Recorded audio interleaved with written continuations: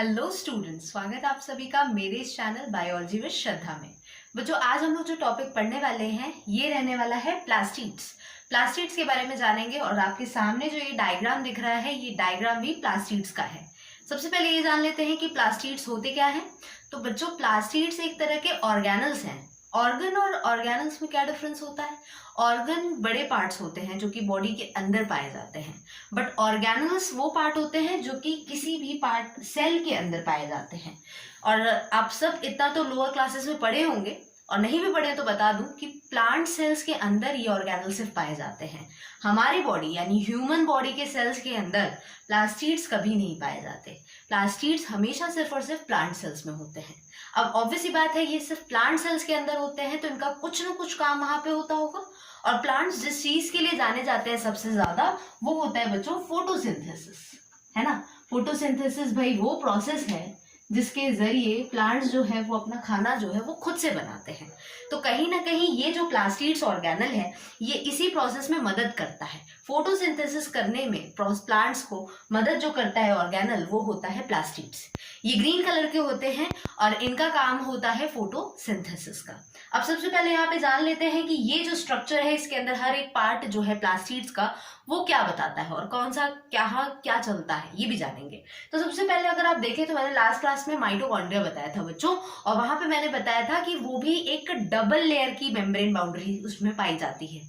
बिल्कुल उसी तरह प्लास्टिड्स में भी देखेंगे कि इनमें भी ये देखिए दो मेम्ब्रेन है। तो सबसे पहली चीज यही फोकस करने वाली है कि इनके पास भी डबल मेम्ब्रेन स्ट्रक्चर ये होते हैं। दो लेयर की मेम्ब्रेन इनकी बॉडी में भी पाई जाती है। इसके अलावा थोड़ा सा अंदर हम जाते हैं तो अंदर आने पे आपको कुछ ये सिक्के जैसे स्ट्रक्चर्स दिखते हैं, जिन्हें आप और बोल सकते हैं कॉइन्स। छोटे छोटे जैसे कॉइन्स होते हैं, सिक्के होते हैं, जो पैसे होते हैं वो जैसे दिखते हैं, जैसे कि एक के ऊपर एक सारे सिक्कों को रख दिया गया हो। बिल्कुल उस तरह से ये प्लास्टिड्स देखने में होते हैं। और प्लास्टिड्स के अंदर वाले ये जो स्ट्रक्चर्स हैं बच्चों, इनको कहा जाता है थाइलाकॉइड। ठीक है, क्या कहा जाता है? थाइलाकॉइड। और यहाँ पे अगर आप देख रहे हैं तो ऐसा नहीं है कि एक सिक्का है सिर्फ, देखिए एक ये है, दूसरा इसके नीचे है और तीसरा इसके भी नीचे है। अब इसके पूरे ग्रुप को क्या कहा जाता है बच्चों? तो इस पूरे ग्रुप को कहा जाता है ग्राना। ठीक है, जैसे कि मैं अगर कहूं कि हमारे पास 3 सिक्के हैं, तीनों सिक्के जो हैं वो 5-5 रुपए के हैं, तो एक सिक्के को तो हम बोलेंगे कि वो 5 रुपए का है। लेकिन अगर 3 सिक्के उसी में लगातार रखे जाए तो हम बोलेंगे कि हाँ वो पूरा 15 रुपए है। बिल्कुल उसी तरह वो 15 रुपए यहाँ पे ग्राना है, और एक जो सिक्का है उसको हम कहते हैं थाइलाकॉइड्स।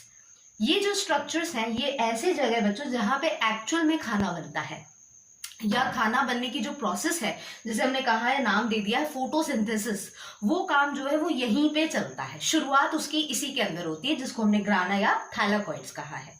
ठीक, और उसके बाद की जो प्रोसेस है जिसमें एक्चुअल में खाना तैयार होता है, जिसे आप स्टार्च कहते हैं, ग्लूकोज कहते हैं, या आप फ्रक्टोज कह लीजिए। ठीक, और इस तरह से ये जो बनते हैं खाने, अलग अलग तरीके के जो प्लांट्स के अंदर बनते हैं, वो एक्चुअल में इस जगह पे बनते हैं। ये जो खाली जगह आपको दिख रही है, इस खाली जगह को हम लोग कहते हैं स्ट्रोमा। क्या कहते हैं बच्चों? इस जगह को स्ट्रोमा कहते हैं। ये वो जगह है जहां एक्चुअल में कार्बोहाइड्रेट्स बनते हैं। अब ये कार्बोहाइड्रेट्स कुछ भी हो सकते हैं, चाहे वो आपका ग्लूकोज हो सकता है, चाहे वो आपका स्टार्च हो सकता है। स्टार्च वो खाना होता है जो कि प्लांट्स की बॉडी के अंदर इकट्ठा होता है, स्टोर होता है, जबकि बनता जब वो है तो उसको हम लोग क्या बोलते हैं? ग्लूकोज बोलते हैं। ठीक है, तो बनता ग्लूकोज है बच्चों, लेकिन जब ग्लूकोज इकट्ठा होने लगता है प्लांट्स की बॉडी में तो वो सिर्फ ग्लूकोज नहीं रह जाता, वो आगे चल के क्या हो जाता है? उसको हम स्टार्च कहते हैं। दोनों ही एक तरह के कार्बोहाइड्रेट्स, एक तरह के खाने हैं, लेकिन यही है कि ये एकदम सिंपल खाना होता है, और यही सिंपल खाना जब जुड़ने लगता है एक साथ में तो वो सिंपल खाने को हम लोग क्या बोलते हैं? स्टार्च बोलते हैं। तो वो कहीं ना कहीं स्टार्च का रूप ले लेता है और उसी तरह से वो प्लांट्स के अंदर इकट्ठा होता है, स्टोर होता है। तो इस तरह से ये प्लास्टिड्स जो है ये काम करते हैं। तो हमें यहाँ पे 2 स्ट्रक्चर सबसे इंपॉर्टेंट समझ में आए। पहला ये कॉइन जैसा स्ट्रक्चर जिसे हमने थाइलाकॉइड और उनके ग्रुप को ग्राना कहा, और दूसरा है हमारे पास ये लिक्विड मटीरियल, ये ज्यादातर एक लिक्विड मैट्रिक्स होता है, लिक्विड होता है, और उसको हम लोग बोलते हैं स्ट्रोमा। अब यहाँ पे आप देख रहे होंगे कि ये जितने कॉइन्स आपको दिख रहे हैं, ये कॉइन्स एक दूसरे से जुड़े हुए हैं इस स्ट्रक्चर की मदद से। इसको बच्चों कहा जाता है स्ट्रोमा लैमेला। क्या कहते हैं? Stroma lamella. जैसा आपने लास्ट क्लास में पढ़ा था कि जो माइटोकॉन्ड्रिया था उसका जो मैट्रिक्स था उसका जो लिक्विड था, मतलब वहां पे तो हमने सिंपली उसको मैट्रिक्स कहा था, यहाँ पे हमने उस मैट्रिक्स का नाम दिया है स्ट्रोमा। अब वहां पे आपने देखा था कि उनके अंदर जेनेटिक मटेरियल होता है जिसे आप डीएनए कहते हैं। बिल्कुल उसी तरह यहाँ का भी जो प्लास्टिड्स का स्ट्रोमा होता है, इसके अंदर भी जेनेटिक मटेरियल पाया जाता है, मतलब कि डीएनए। प्लांट्स का भी तो डीएनए है, वो डीएनए स्ट्रोमा में पाए जाते हैं। और उसके अलावा पूरे इस स्ट्रोमा में ढेर सारे राइबोसोम्स भी होते हैं। राइबोसोम्स क्या होता है बच्चों? राइबोसोम्स वो ऑर्गेनल है, ये भी एक तरह के ऑर्गेनल है, और इनका काम होता है प्रोटीन्स बनाना। ठीक है, तो ये चीज कहीं ना कहीं जो राइबोसोम्स होते हैं वो प्रोटीन्स बनाते हैं, और इनका खुद का जेनेटिक मटेरियल यहाँ पे है। और यही सेम चीजें आपने पढ़ी होगी कि माइटोकॉन्ड्रिया का जो मैट्रिक्स है उसमें भी डीएनए और राइबोसोम होता है। और मैंने बताया है जब कोई ऑर्गेनल उसके पास खुद का राइबोसोम है, मतलब वो खुद से प्रोटीन बना सकता है, और जब प्रोटीन है उसके पास तो वो कुछ और भी बना सकता है, अलग अलग चीजें। कहीं ना कहीं वो एक कच्चा पदार्थ है, एक रॉ मटीरियल जो उसके पास है, उससे वो न जाने क्या क्या बना सकता है। तो इस तरह से कहीं भी अगर आपको ऐसे ऑर्गेनल्स दिखते हैं जिनके पास खुद का राइबोसोम या खुद का जेनेटिक मटेरियल डीएनए होता है, तो ऐसे ऑर्गेनल्स को हम लोग बोलते हैं बच्चों सेमी ऑटोनॉमस ऑर्गेनल। क्या कहते हैं? Semi autonomous organelle. कई बार ये छोटे क्लासेस में पूछता भी है कि सेमी ऑटोनॉमस ऑर्गेनल्स होते क्या है, तो याद रखिएगा बच्चों, ऐसे ऑर्गेनल्स जिनके पास खुद का डीएनए और खुद के राइबोसोम्स होते हैं, या तो दूसरे वर्ड्स में कहें तो प्रोटीन वो खुद से बना सकते हैं, उसी को हम लोग कहते हैं सेमी ऑटोनॉमस ऑर्गेनल। इसके अंदर सिर्फ दो ऑर्गेनल आते हैं बच्चों। पहला आपने जो लास्ट क्लास में मैंने बताया था माइटोकॉन्ड्रिया, और दूसरा है हमारा ये प्लास्टिड्स। ठीक है, तो इस तरह से बच्चों ये था प्लास्टिड्स के बारे में। आई होप आपको ये अच्छे से समझ में आया होगा। इनके डबल लेयर मेम्ब्रेन, इनका मैट्रिक्स जिसको स्ट्रोमा कहा जाता है, इनके कॉइन्स इन्हें थाइलाकोइडिया ग्राना कहते हैं, उसके अलावा मैट्रिक्स, स्ट्रोमा, लैमेला। ठीक है, ये इनकी चीजें होती है। इसमें जो पूरी फोटोसिंथेसिस की प्रोसेस है वो दो जगह पे होती है। पहले आधी प्रोसेस थाइलाकोइडिया ग्राना में चलती है, और दूसरी की बची हुई प्रोसेस जो है वो स्ट्रोमा में चलती है। तो एक्चुअल में आप जब हायर क्लास में जाएंगे तो वहां पे आप पढ़ेंगे अलग अलग तरह के साइकिल्स हैं जो कि प्लांट्स में चलते हैं, जिससे हम लोग बहुत पॉपुलर वे में जानते हैं C3 साइकिल और C4 साइकिल। ये साइकिल्स इन्हीं जगह चलते हैं, और इस साइकिल का चलने का एक ही टारगेट है, खाना बनाना।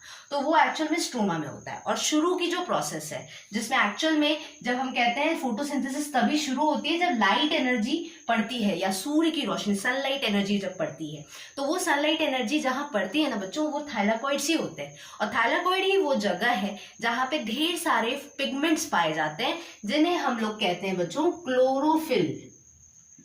तो याद करिए, क्लोरोफिल वो पिगमेंट्स होते हैं जो कि प्लांट्स में पाए जाते हैं, जो कि लाइट एनर्जी को एब्जॉर्ब करते हैं और फोटोसिंथेसिस को चलाने का काम करते हैं। तो कहीं ना कहीं यहाँ पे यही होता है कि ये जो थाइलाकोइड्स हैं, इनके अंदर यही ढेर सारे क्लोरोफिल नाम के पिगमेंट्स इसी थाइलाकोइड के अंदर होते हैं।